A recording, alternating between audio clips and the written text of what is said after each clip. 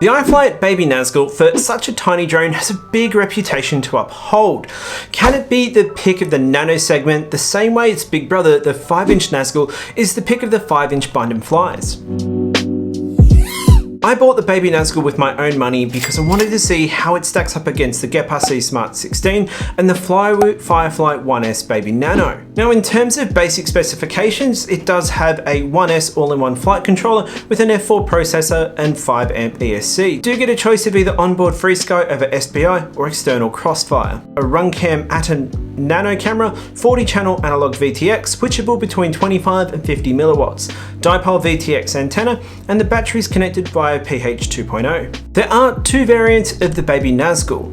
The 63mm wheelbase, which is the one I've tested and comes with 0802 22,000 kV motors, 35mm tri-blade props, a TPU mount for a 1S 300mAh battery. The 73mm wheelbase version comes with 0802 17,000 kV motors, 40mm bi-blade props, a TPU mount for a 1S 450mAh battery. The Baby Nazgul 63mm has an all-up weight of 35 grams with the Tattoo 1S 300mAh battery. Now, comparatively, my Meteor 65 with the same battery comes in at 31 grams.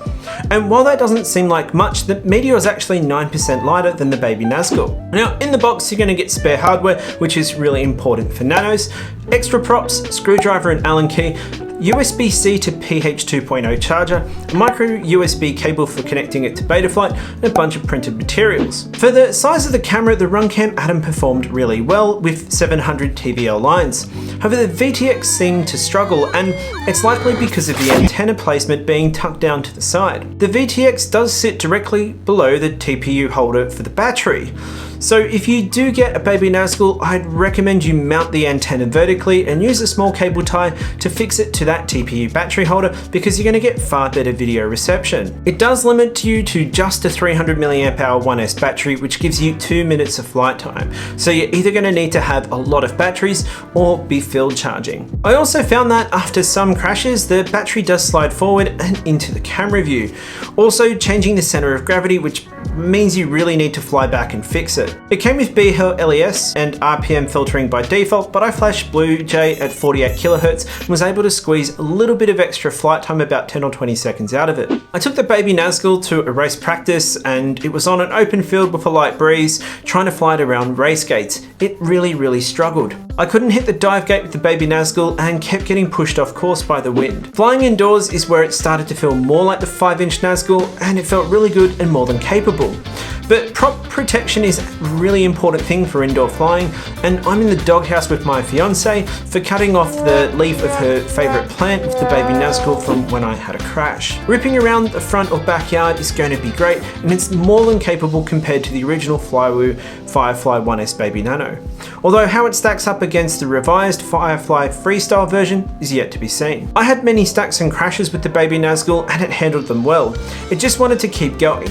Turtle mode seems to work well in the playground as well as any short grass. However, in longer grass, you are going to need to go and pick it up. Flying at a playground is really where the Baby Nazgul feels most at home and really comes into its element, because you can start to do different freestyle maneuvers as well as have a lot of fun hitting some of those tight and smaller gaps. A light breeze still affects the Baby Nazgul in flight, but it's less of an effect in a playground environment than in a large open field.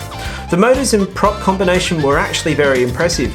22,000 kV gave the quad good authority and an enjoyable flight in the air.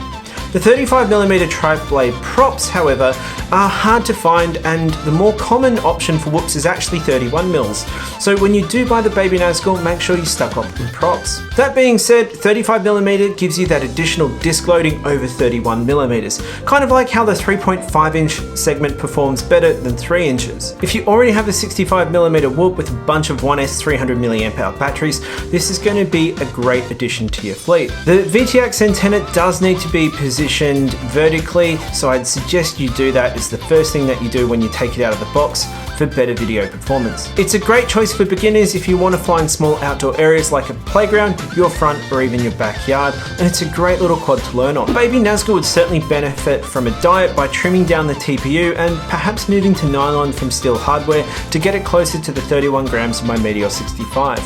If could make the Baby Nazgul lighter, you'd certainly get more flight time and a lot more fun out of it. I recommend you check out my video on the original Flywoo Firefly 1S Baby Nano by clicking here. However, I still believe the pick of the Nano budge is the GepRC Smart 16. And you should watch this video to find out why. I'm Darren from Everything Micro FPV. Until next time, don't forget to send it.